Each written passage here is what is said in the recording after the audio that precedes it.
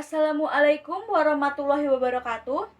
Saya Anissa Bila Sidayanti, salah satu perwakilan dari SMA Negeri 2 Balikpapan.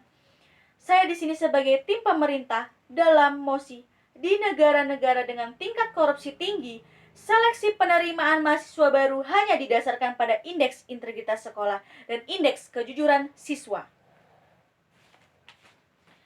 Dalam penerimaan mahasiswa baru, diperlukanlah indeks integritas sekolah dan indeks kejujuran siswa, yang dimana lembaga-lembaga pendidikan yang sebelumnya ditempuh oleh peserta didik harus menciptakan peserta yang terdidik jelas sebagaimana pelajar semestinya, mendidik dalam bidang akademik maupun dalam bidang karakter.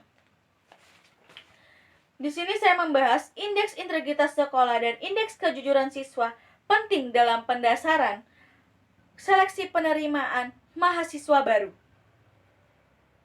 Maka dari itu, saya selaku tim pemerintah menyetujui mosi di negara-negara dengan tingkat korupsi tinggi, seleksi penerimaan mahasiswa baru hanya didasarkan pada indeks integritas sekolah dan indeks kejujuran siswa.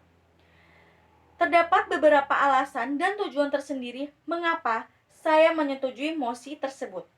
1.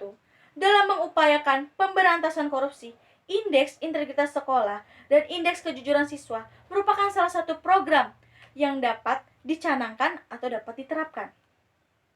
Kedua, penting sebagai bangsa Indonesia yang sedang dirada korupsi, kita ini harus penting memajukan subpendidikan yang harus bebas dari praktik kecurangan.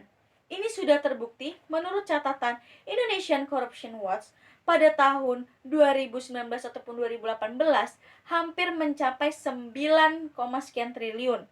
Dan yang terbaru bahwa kasus suap mencapai 42,1 miliar. Maka dari situ jelas bahwa minimnya bangsa Indonesia ini akan kejujuran.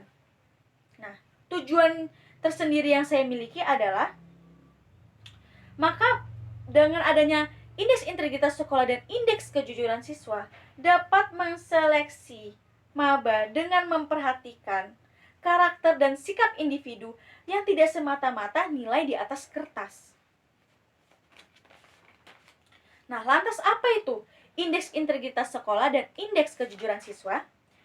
Indeks integritas sekolah merupakan pengukuran kinerja melalui institusi sekolah yang berbasis kejujuran dalam melaksanakan proses pembelajaran. Dan indeks kejujuran siswa adalah pengukuran kejujuran siswa selama mengikuti pembelajaran di sekolah. Pelaksanaan indeks integritas sekolah dan indeks kejujuran siswa dapat menekan potensi kecurangan yang terjadi dan dapat sebagai gambaran tercetaknya peserta didik dari lembaga pendidikan yang akreditasinya sudah jelas.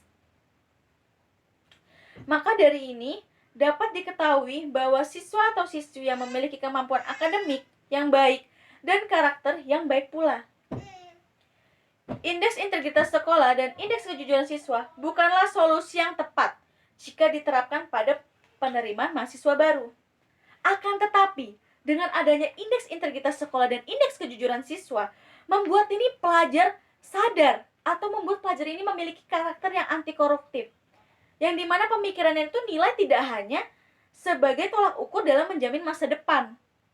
Maka di sini dapat menekan bahwa potensi kecurangan itu akan muncul karena pelajar mahasiswa itu memiliki tolak ukur, memiliki pemikiran yang tidak hanya nilai itu di atas segalanya.